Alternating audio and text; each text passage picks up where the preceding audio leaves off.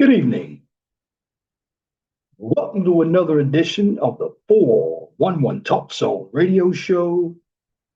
My name is Leon Jones, and this evening I'm still going to educate you on some of these political ideologies and these economic systems. Why? Because a number of people they're listening to all the rhetoric on television, from The View, from Fox News, from ABC News. And I want to tell you, you get your best education when you actually do your own types of research. And when you understand how the systems work, you're not going to be in this position where you're going to vote based on your emotions because you don't like this president. Because as you know it, the Democrats really have nothing to offer. And all they're going to do is continue to throw shit against the wall to see if it sticks. And in the end, it's not going to stick because I already know what the Democrats really want. The Democrats want a woke society. Again, they want communism, but they want the theoretical communism where there's anarchy that's part of their type of communism. See, what they want to do is basically control everything that the right does because the right is more traditional. Now, you have some people who are on the right who are extremists as well, but I see a lot of it on the left. Now, what you're going to get tonight is what happens when you get a society of class or you get society of peasants. Now, I'm going to talk about a medieval ideological political or political ideology known as feudalism. Now, feudalism was in between the 9th and the 15th centuries in medieval Europe. Now, what did you have in the medieval times? You had your knights, they were your military, you had your kings, and you see what you see now, everything comes from the Europeans. All right, let's share my screen.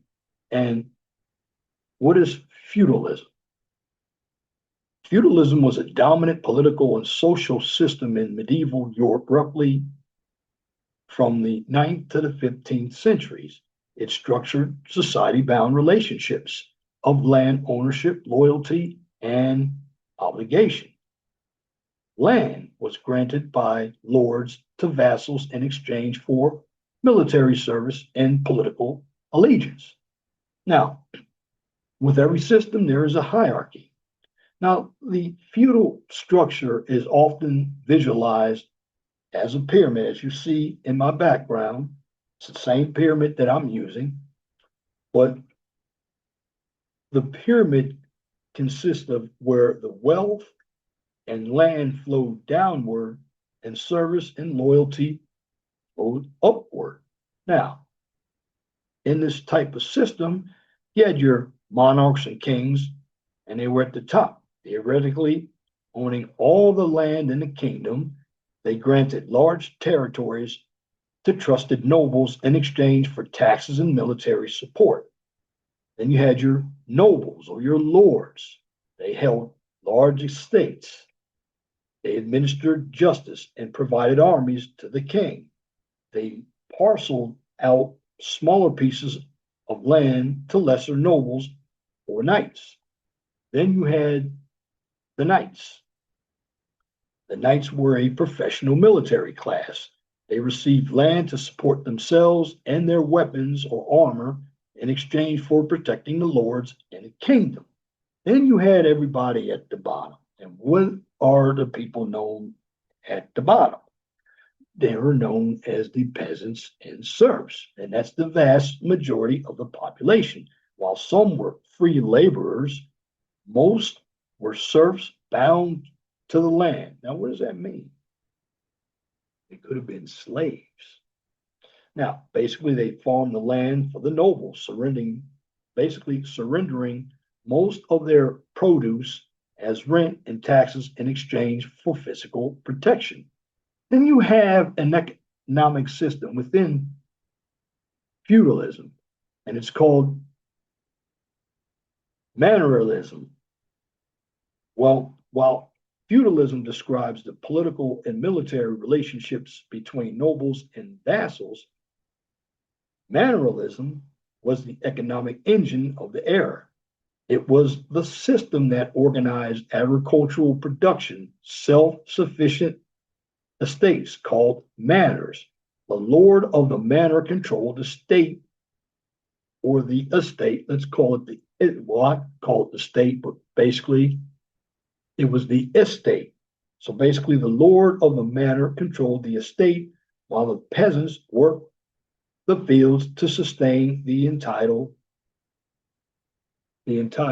feudal pyramid. Again, when you have feudalism, it basically described the political and military relationships between nobles and the vassals, while mannerism, it was the economic engine because it was a system that organized agricultural production, which was around self-sufficient estates called manors, which a manor is the same thing as a plantation.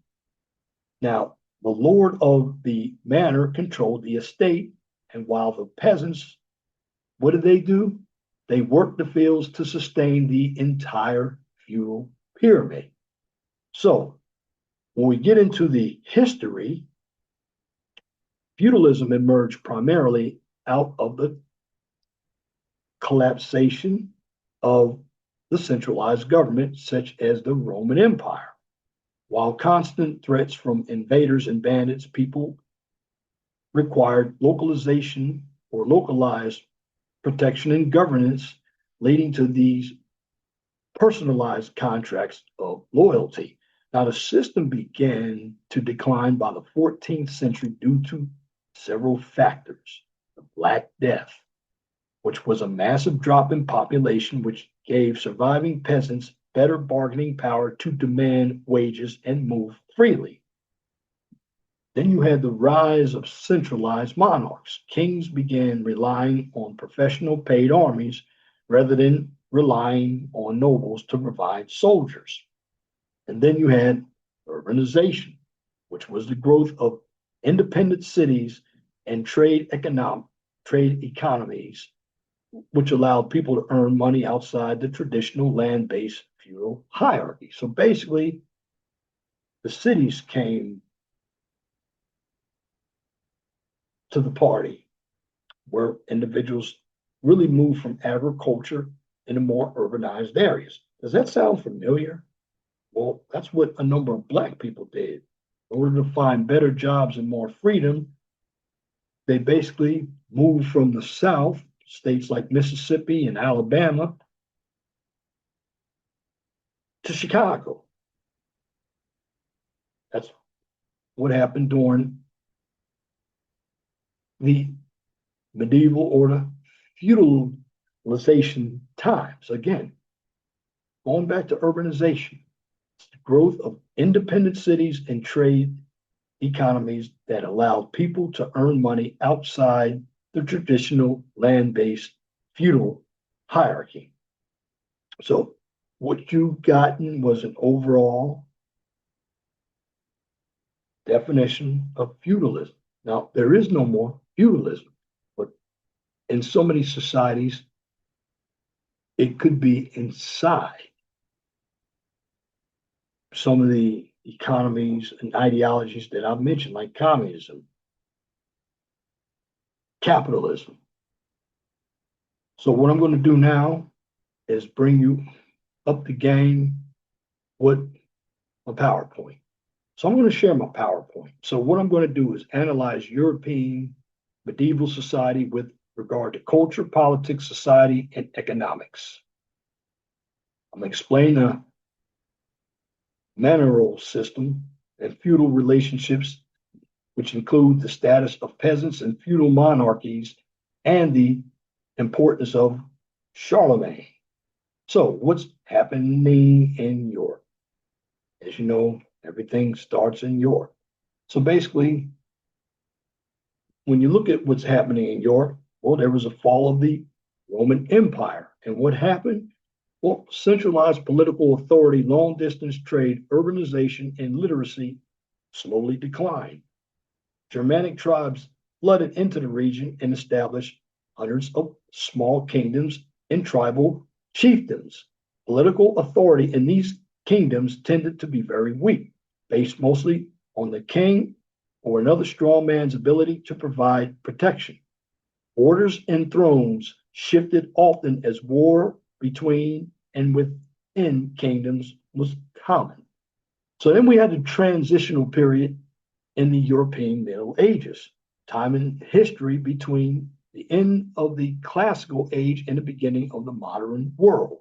So we had one tribe, the Franks, which settled in France, lasting impact on Europe, helped shape this new culture of post-Roman Europe. Charles Martel became the mayor, and he was even more powerful than the king. He controlled army and made laws, ended the Muslim threat trying to invade, and made him a hero. His son, Pepin, was crowned king. Pope needed the Franks to help against the Lombards. That was the Germanic tribe attacking the Frankish ruler. Pepin, AD 751, defeated the Lombards. Territory given by the Pope is called Donation of Pepin, created the papal state, paves the way for Charlemagne, Pepin's son and greatest of all Frankish kings. So you had the importance of establishing the Carolingian dynasty. So when that happened, political unity and cultural revival emerged under the Carolingian dynasty. So basically, you had the Carolingian kings gain and expanded their power through an allegiance with the Roman Catholic Church. Pope crowned the first Carolingian king, Pepin, the king by grace of God. The act established a tradition in which the Pope claimed the right to confer secular political power to kings. The Carolingian power reached its peak under Charlemagne, who built an empire that spanned most of Central Europe. So we get into Charlemagne, light of the Dark Ages. Great political and military skill united much of Western Europe for the first time in 400 years. He established relativity. Again, he established a relatively unified empire in medieval Europe. So he basically established a unified empire that was relative in medieval Europe, forced people to convert to Christianity. His officials were called Missi Dominici, or the Lord's messengers. His rule was a model for later kings in medieval Europe, controlled rebirth throughout Europe, supported education, created libraries, sponsored collection and copying of ancient Roman manuscripts. Pope Leo II crowned him emperor. It symbolized Charlemagne's importance and the power of the Catholic Church. Now we get into feudalism, European feudalism. And here is the pyramid. You had the serfs and the peasants, worked the land for the nobles, stayed with the land like slaves, but got protection. Then you had the knights, provided military services and nobles in return for a piece of land that they could keep. And then you had your church officials, nobles, lords, vassals, owned land, held much power and wealth. And then at the top, kings sat at the top of the feudal society and ruler over large areas of land. Now, the feudal system and the manorial system. The manorial system. Now, the manorial system, it's like manor, IAL, memorial. It's the manorial system.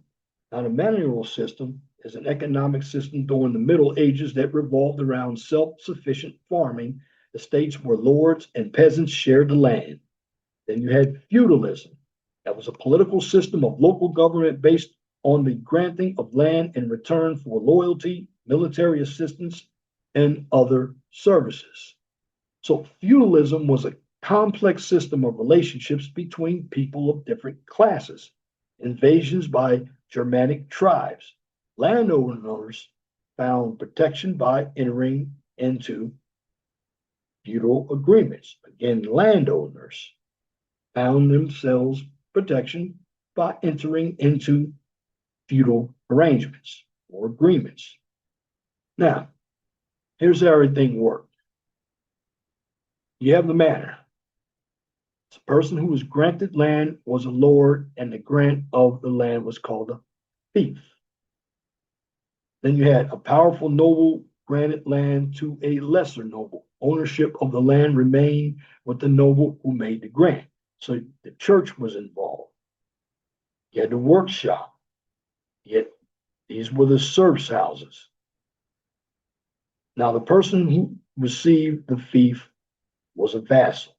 Again, the person who received the fief was a vassal, created a contract between them. Now, how feudalism works. If you look at everything, the king provides money, army on demand, bestows land on his many nobles. Then you have your nobility. Bestows land, has many knights. Knights bestows land, has many vassals, as you said. And then the vassals provide military and food on demand. The knights provide military and protection on demand. And this is a hierarchy. Now, a person who granted land was a lord or a knight, and the grant of land was called a fief. A person who received the fief was a vassal, creating a contract between them. See, feudalism had relationships between classes. Is it similar to what we're doing now? Well, we don't have a king, but we do have classes.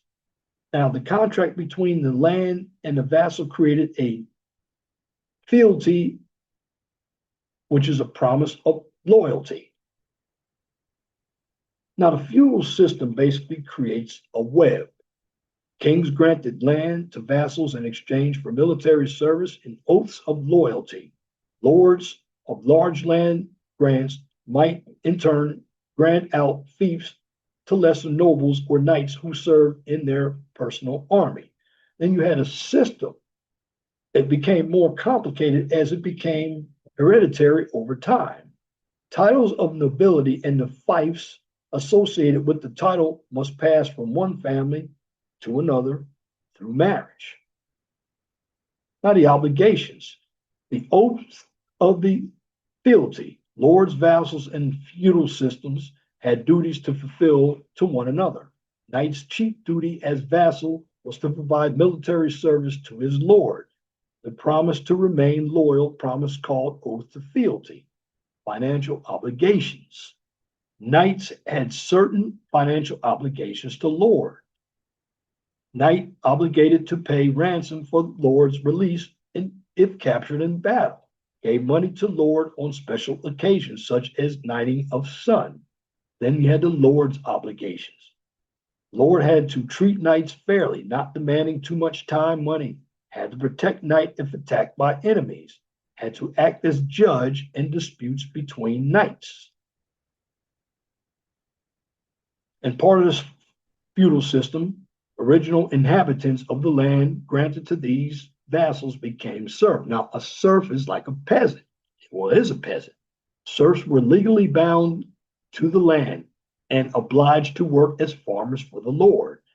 In other areas, these inhabitants might be free peasant farmers. Well, what was their job? Perform manual labor in exchange for use of the land. Rarely ate meat, limited life expectancy. Many fought in the service of their knights, paid taxes to the lord in the form of agriculture. Now, unlike slaves that were property, serfs could not be sold. Just like slaves, serfs basically had no rights, unlike peasants who had some legal rights. So basically, when you look at the pyramid, the serfs were at the bottom of the barrel. Now, the feudal system impact.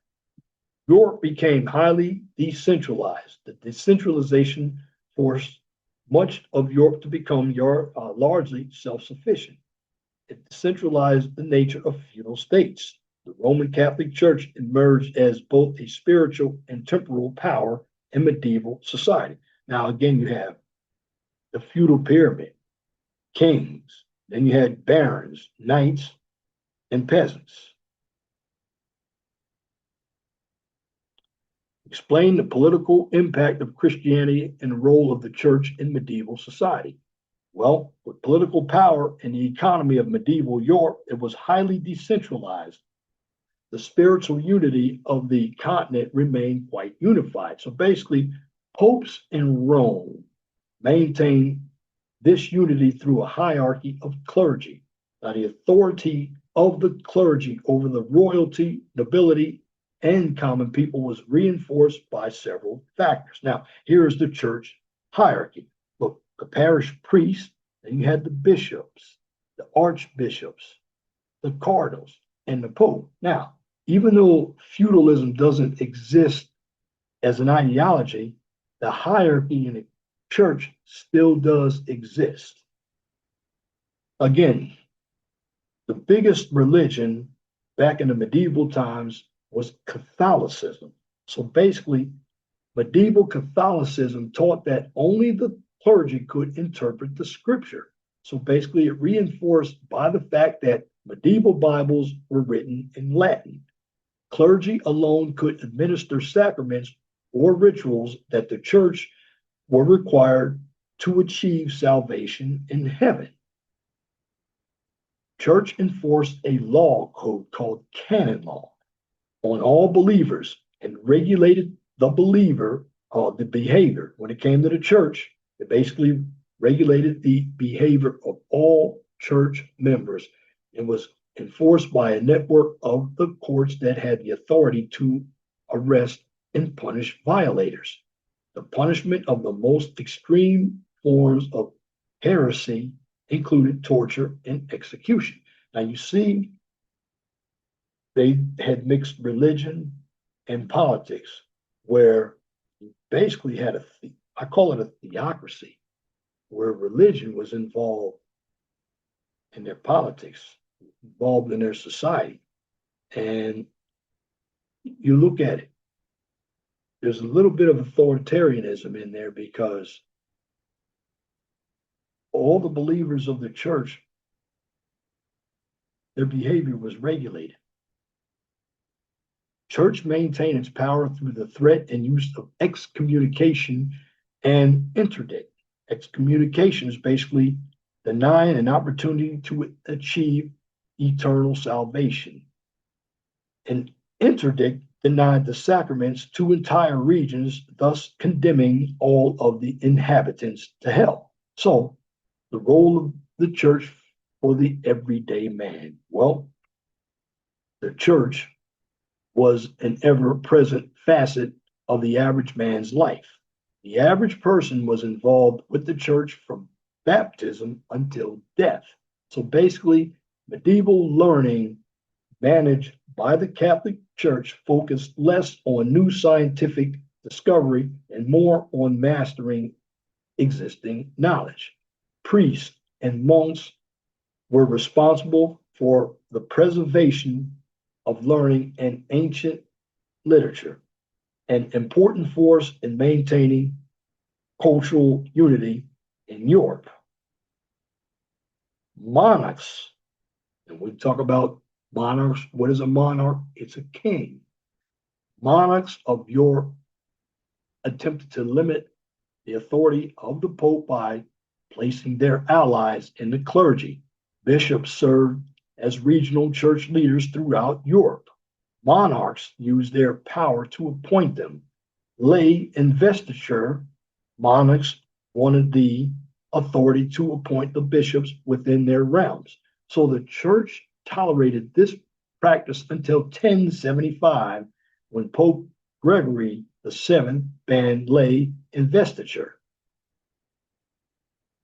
Now, again, I talked about politics with the church. Well, the political impact of the church. So what we have here is had broad political powers. This is the church, had broad political powers, most powerful institution, power extended through every social and political level.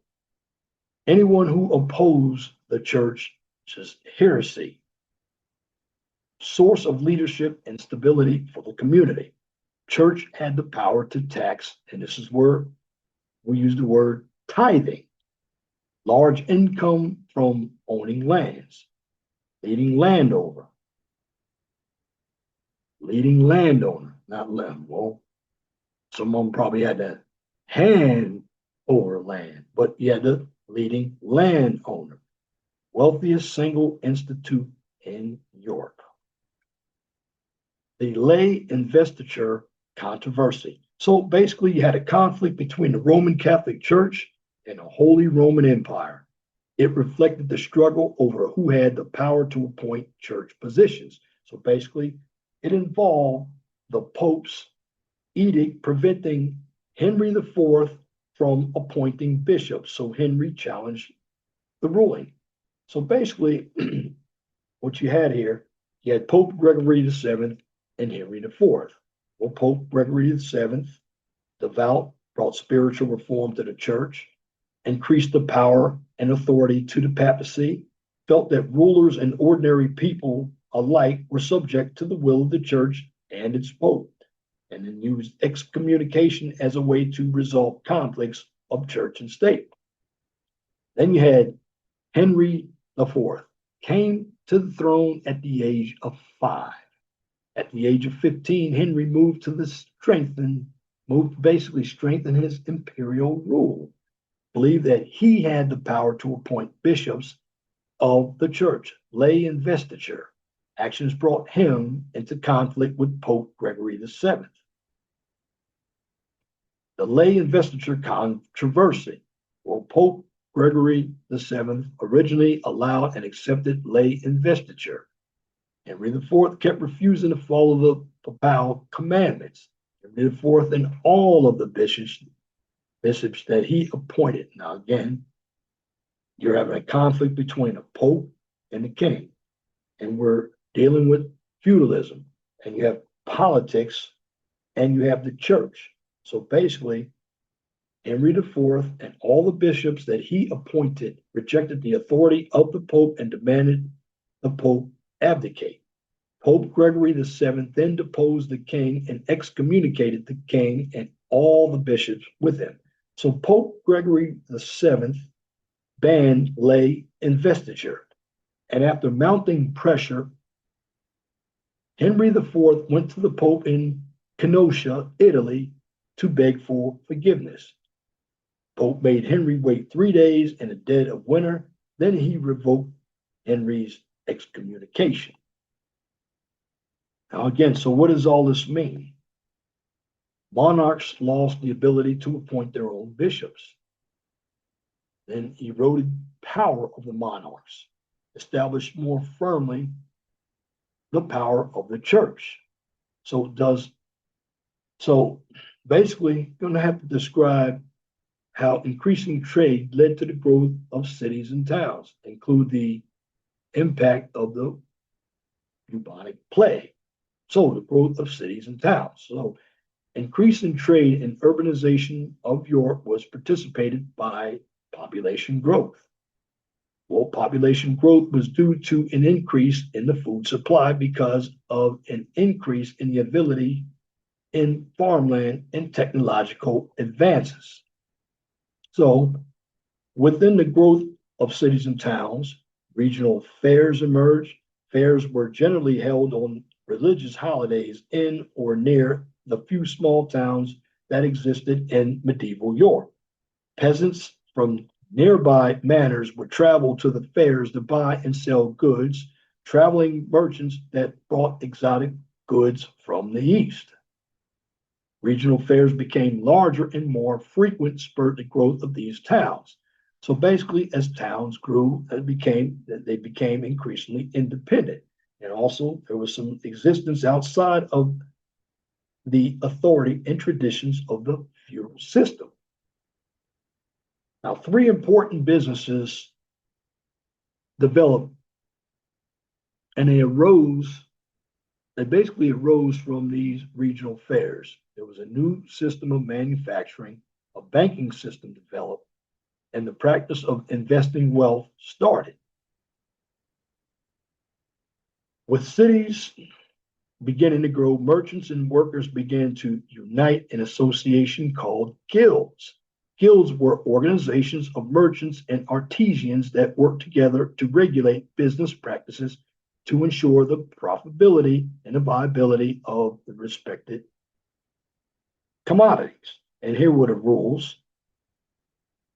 A ban or fines imposed on any illicit trading by non-craft guild members.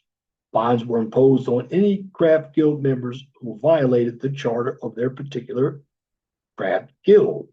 All members were to retain all secrets of their trade. Competition between members was regulated by fixed pricing policies. Advertising and price cutting were banned. Members of the craft guilds were protected, and any member who fell sick was cared for by the guild. Burials of guild members were arranged, and the craft guilds undertook to care for any orphans. So basically, the members of the craft guilds also provided protection of their horses, wagons, and goods when moving about the land, as traveling during the Middle Ages was dangerous. And they looked after the souls of its members. Those were the rules. Now, the existing aristocracy was wealthy because of land holdings. So as population and trade grew, so did a new class known as the merchant class. Merchants' wealth came from the increase of trade. This middle class didn't exactly fit in the traditional scheme of the feudal society. The new middle class and their increasing wealth and power was a factor in the decline of feudalism. Lived in cities that were outside of the jurisdiction of the feudal system. Feudal monarchs attempted to bring these cities under their authority, however, few were successful. Then you had the Black Death. And this is where everything, the 14th century, at London in 1349, Copenhagen in 1350, Warsaw was spared, Constantinople, 1347, Athens, 1349, Rome, 1348, Paris, 1349, Tunis, 1347, Calgary, 1347, Toledo, 1349, Constantinople, 1347. And you see all the classes, and this was all of Western Europe. Now you had the Black Death, aka the bubonic plague, traveled along the Silk Road, which originated in China. Now something else originated in China, and it was very recent. And what was that? The coronavirus. So basically, the Black Death, the bubonic plague, traveled along the Silk Road that also originated in China. And it entered Europe mostly through trade ports. Boats landed in the ports with infected passengers and rodents. And at that time, 30 to 60% of the population of Europe was killed. Spread of the plague was the biggest disruptor to the social structure of Europe, and it took 150 years for Europe's population to recover. The effects of the bubonic plague will diminish populations in European cities, decreased trade, and drove up prices. It severely undermined the feudal system in the countryside and led to economic growth and development in the long term. They've increased the demand for peasant labor, increased their ability to demand higher wages. Nobles refused to increase wages. Serfs and peasants fought back in violent rebellions. The grip of the nobility of the peasantry was forever weakened. Of course, the spread of the Black Death, and you look at it, Constantinople, Marseille, Venice, Naples, Rome, Paris. When I was in the Navy, I went to all of these places, Luxembourg, Nuremberg. So describe the causes and the impact of the Crusades on the Islamic world and Europe. Again, I was telling you about those Arabs. This was in the 11th century. So they've been going at it for a long time. We get into the Crusades. Now, it's a series of military expeditions carried out by European Christians against the Muslims from the 11th to 13th centuries, a war over religion. 1037, the Seljuk Turks established an empire in the Middle East. The Seljuk Turks' power threatened the Byzantine Empire. 1093, the emperor solicited help from Pope Urban II. Urban called for the first crusade to free Jerusalem from Muslim rule. The first crusade set off in 1096 and lasted until 1099. And again, this is history, and this is why you have the Arabs and the Christians going at each other even today. But it's not new. Again, I told you this went on from the 11th to the 13th century. So we're going from actually 1000 AD to 1299 AD. Now, the Crusaders successfully drove the Turks from Jerusalem. The success was short-lived, however. In less than 100 years, Jerusalem was back in the hands of the Muslim Turks. The Christians of Europe organized several other crusades over the next 300 years, but none of them would ever be able to retake Jerusalem. Now, motivation for the Crusaders was a mix of genuine religious zealotry, economic self-interest, and political opportunism or political opportunities or opportunism. Devout Christians found motivation. The Seljuk Turks denied Christian pilgrims access to Jerusalem. The Pope's promise of guaranteed salvation for all those who died on crusade. Now, the Crusades also, those seeking economic advantage, hoped that the Crusades would offer opportunities for gold and land. Crusades offered young men a chance to obtain land and titles in a newly conquered territory. So basically, you had Italian merchants sought profit from financing and transporting Crusader armies, and there were also lucrative trade routes. The popes hoped that the Crusades would bring peace to Europe by uniting quarreling knights against a common enemy, reinforced power of the papacy in secular affairs. The Crusades stimulated Mediterranean trade. General goals of the Crusades: to reclaim Palestine for the Christians, places where Jesus and the apostles lived, get rid of troublesome knights, opportunity for land, wealth, and a new position in society, adventure, new trade routes, to capture Jerusalem, the Holy Land, from Islamic rulers. All this sounds very familiar. They're crusades. This is why this was a religious war. Again, the Crusades, the first crusade facilitated trade between Asia and Europe, increased demand for Asian and Middle Eastern commodities. Effects of the Crusades: Europeans were exposed to Muslim scholarship, rediscovery of Greek and Roman works, helped spur an intellectual awakening in Europe. Effects of the Crusades, again, helped to undermine the feudal order in Europe, offered opportunities to all levels of society. Kings found greater power and influence. Serfs gained freedom and sometimes wealth.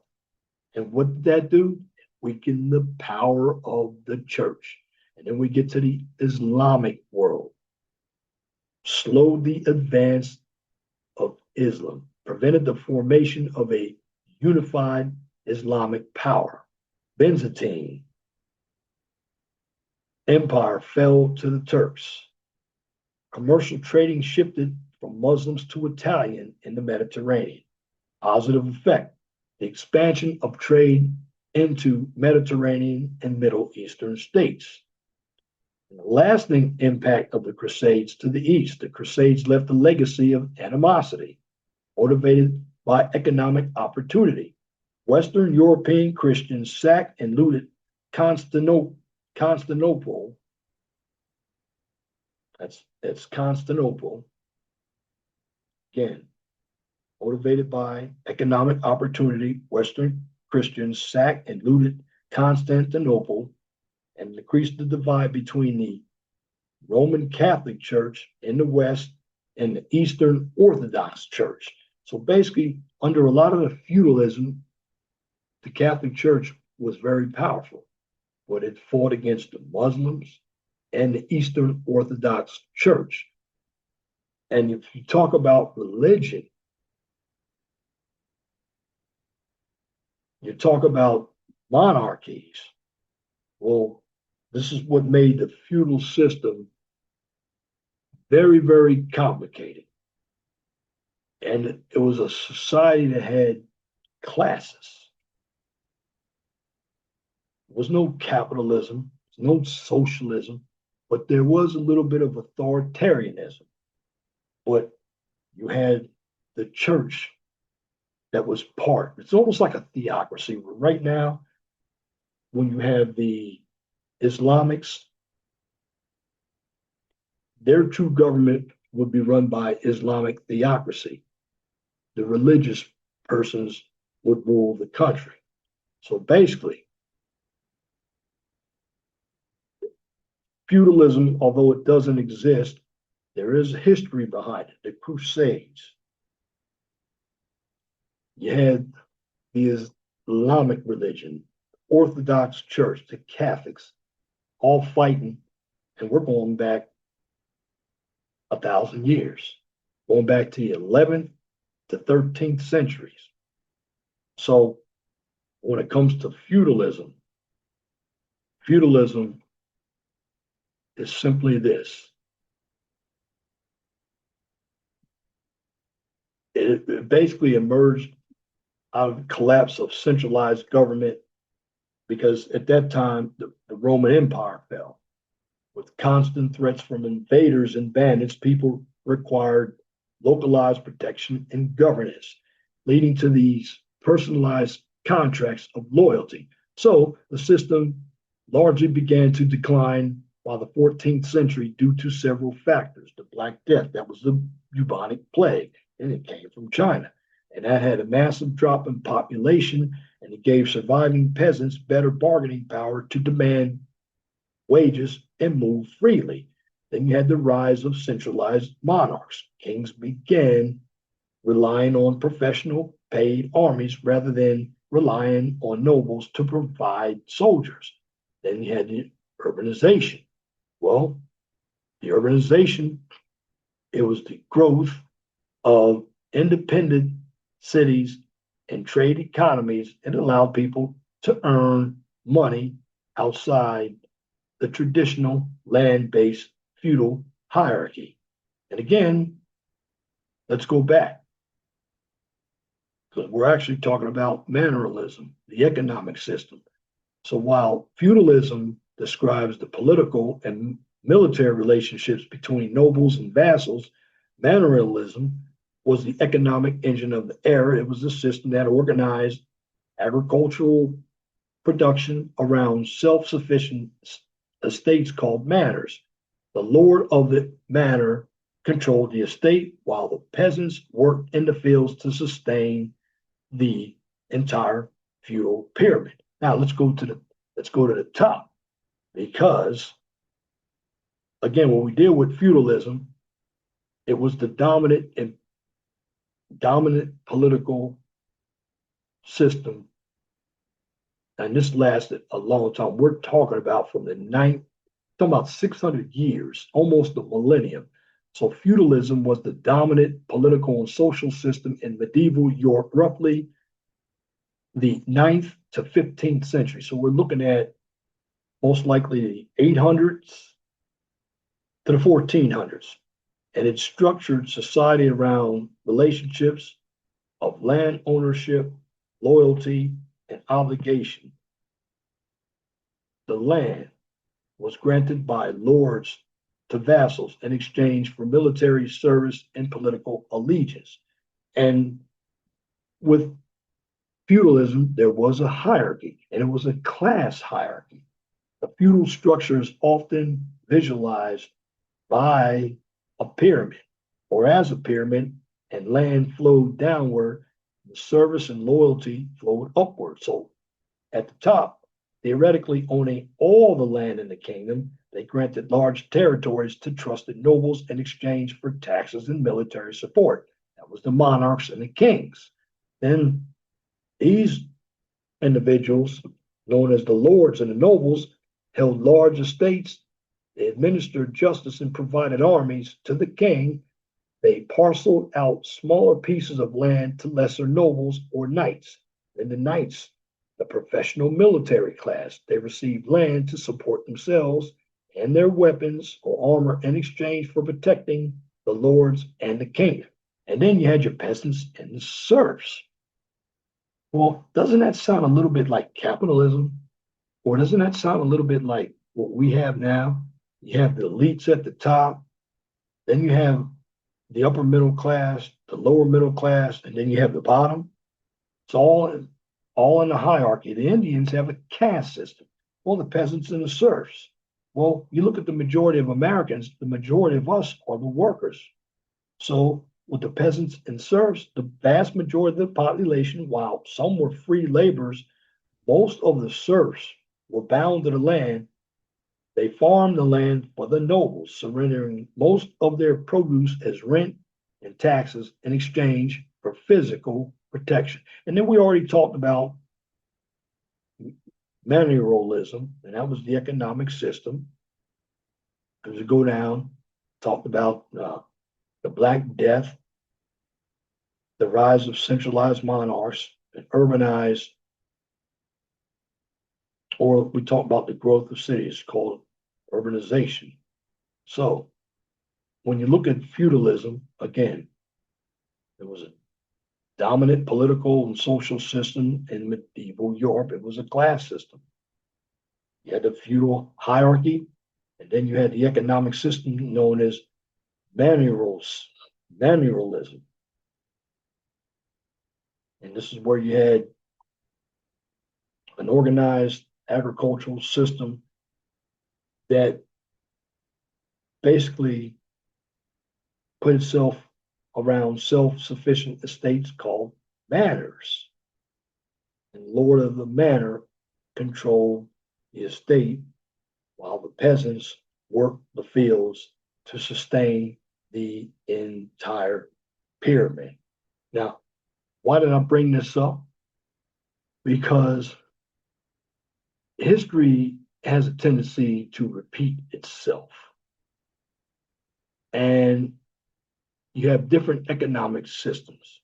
And when you have different economic systems, there's always a chance that there's going to be corruption. There's going to be authoritarianism, anarchy. And if you look at America, America really got a lot of its roots from Europe. I mean, you think about it, we talk about Christianity. Well, who's the dominant religion in Europe? This is why you look at Europe now.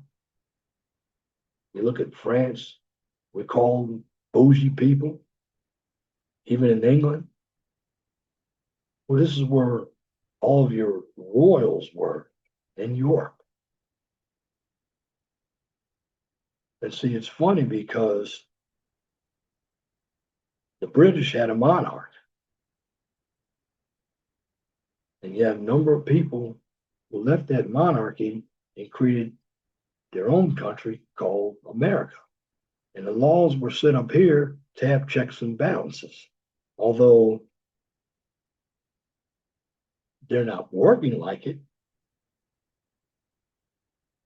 but all the laws are set up by Judeo-Christian concept as well. See, it's not necessarily the system, it's the people in the system. Because people come up with good intentions, but the reason why a number of these systems don't work is because you have a number of greedy people.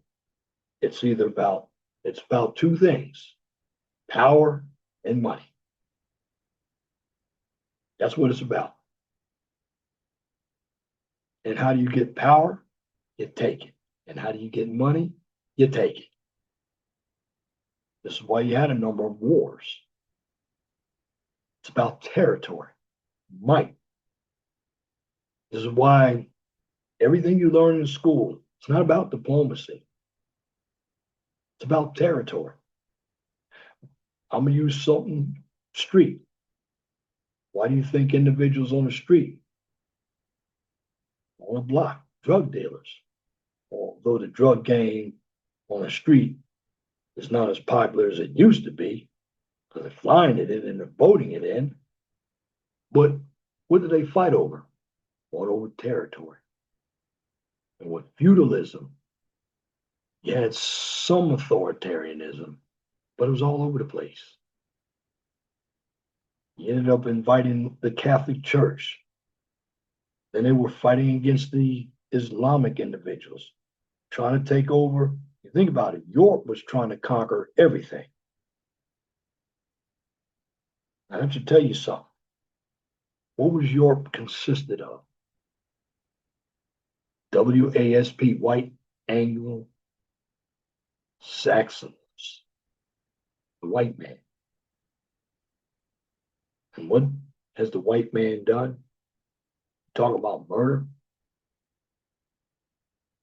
They've caused the most.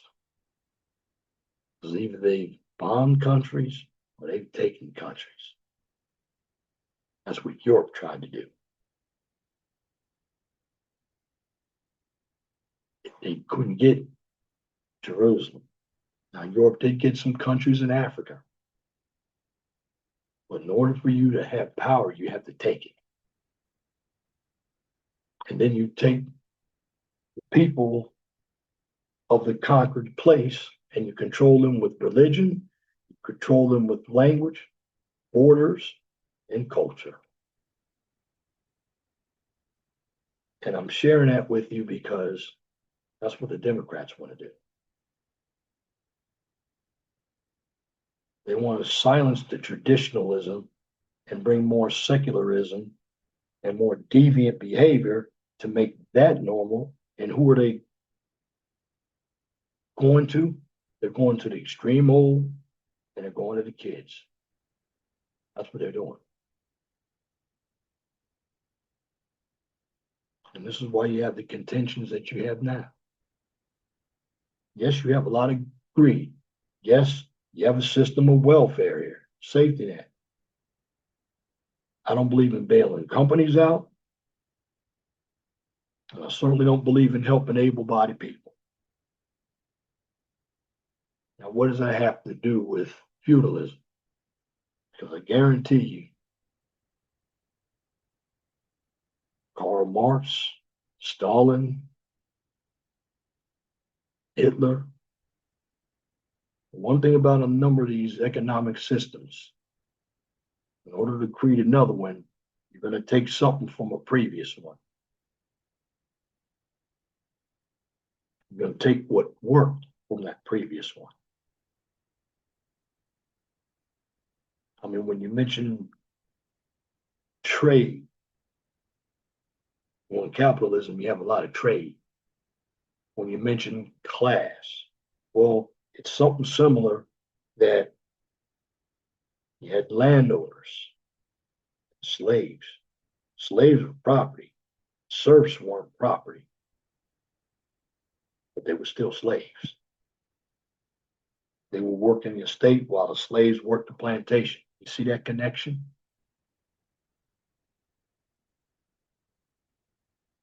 So somebody borrowed that part of feudalism called manualism. And that's the danger of a number of these economic systems. Now, there are lots of flaws in capitalism, but overall, if you understand the ideology of it, you're going to know that capitalism is hard work. The other ones are just you either have government take or you have a monarchy. That's what those other ones are. Capitalism requires competition. Many people don't have it in their heart to compete, not today. They want something for nothing. I'm not saying everybody does. But you have a number of them who want something for nothing.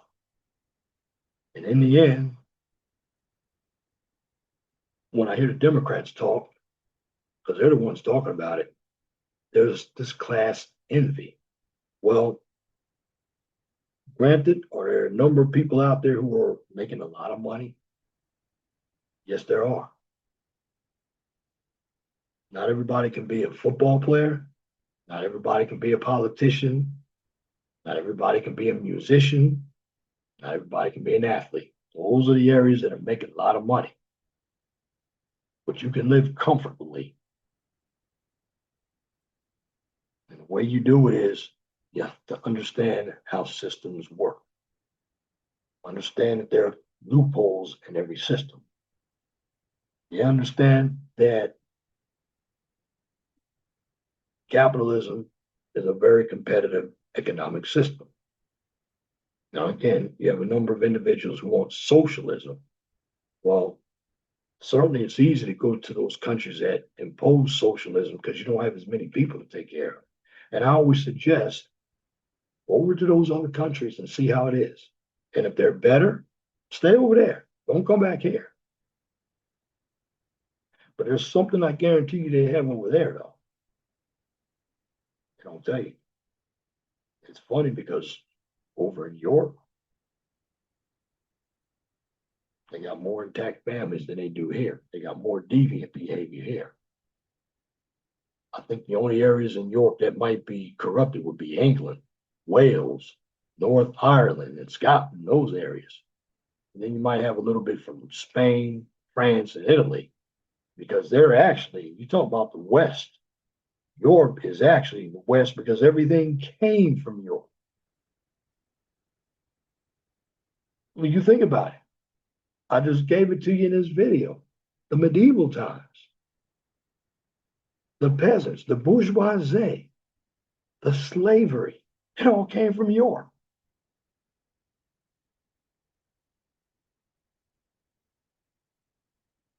The bubonic plague, where did that come from? Came from China, like the coronavirus. So the reason why I'm giving you this is I want to educate you because this is part of the history. This is where political ideologies are developed. And what was used to control people? Religion. Religion was put in the political system. And in the end, you're not supposed to mix religion and politics. What feudalism did. When feudalism came because they needed something after the fall of the Roman Empire.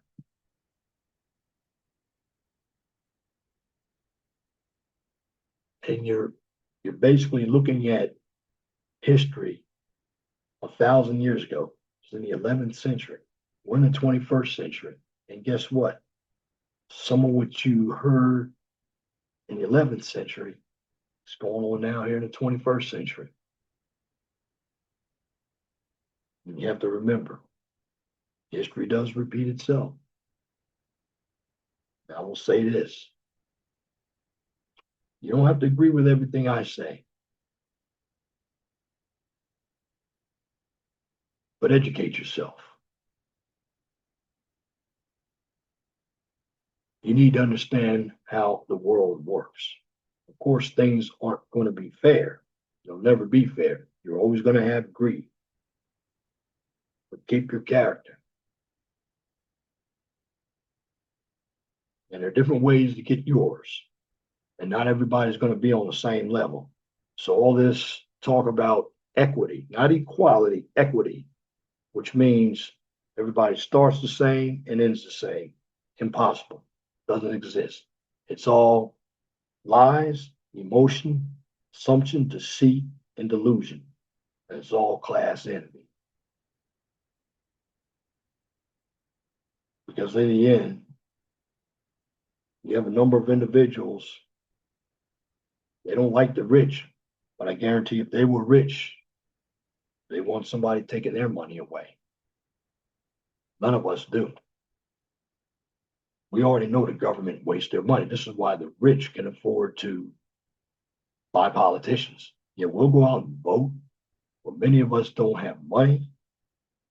We can set up all the marches, but we don't have an issue, particularly black people. We don't have, and we're not organized. And all this he shall overcome, it doesn't work. And there's a number of stuff going on Carmelo Anthony. Now, do I believe that his sentence was a bit harsh? He should get some time, but his sentence was a bit harsh. I mean, it's true. But he did put the knife in somebody. Now, I'm not going to go too much into that because there are a number of people talking about that. But what I wanted to talk to you about is feudalism. Because feudalism was before communism, socialism, capitalism. It's before those. It's one of the first ones. And I guarantee all the systems that I mentioned took some part of feudalism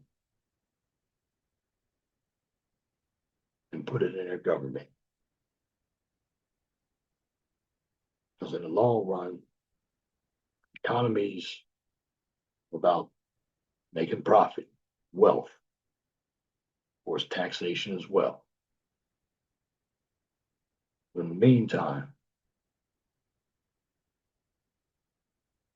you need to educate yourself to understand. Look at all my videos, share this video. Understand how political ideologies work.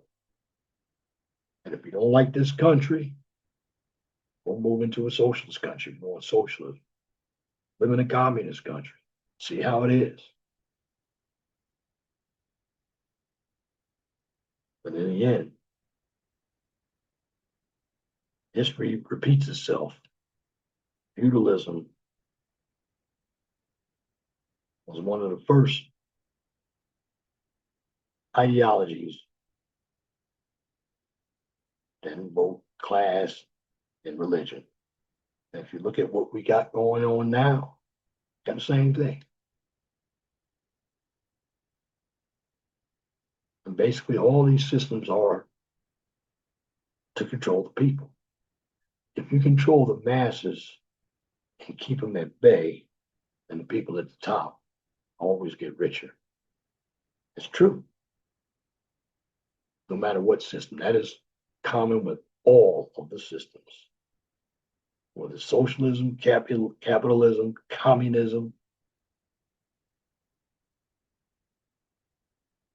And then you have the military to protect the commander in chief. Or over there, you had monarchs and kings. But in the end, understand the political ideologies. Because, in a sense, they have good intentions. But overall, 4 out of 5 of them that I've talked about really don't work unless you're in small countries. And that's because of population. It's also because of different cultures. See, under feudalism, or under nationalism, which is a sub, I'm gonna get into that one too. People who come over here are forced to assemble. With feudalism, they had individuals that had cities outside the feudal system, but the kings wanted to control those cities and they couldn't. So you do have some people who were smart enough not to get involved in a system that they would deem hold them back for life. You had middle classes were created, clergy. But in the end, feudalism is just another political ideology that really divides its people in class.